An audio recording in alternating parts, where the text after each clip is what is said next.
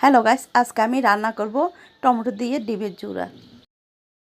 সব রকমের মশলা দিয়ে টমেটোগুলো ভালোভাবে মিশিয়ে নিয়েছি। এরপর ডিমগুলো দিয়ে দিলাম।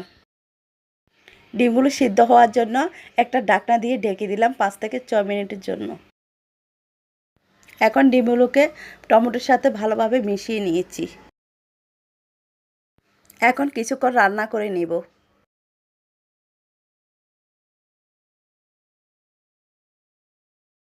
কত সুন্দর হয়েছে ডিমের ঝুরা। এখন ধনিয়া পাতা দিয়ে নেড়েচেড়ে নামিয়ে নেব। ডিমের সাথে টমেটোটা একদম শুকিয়ে গেছে। এখন দেখতে অনেক লোভনীয় লাগছে। আমার রান্নাটা ভালো লাগলে লাইক কমেন্ট শেয়ার করবেন। ধন্যবাদ সবাইকে। ভালো থাকবেন, সুস্থ থাকবেন। Tata, bye bye.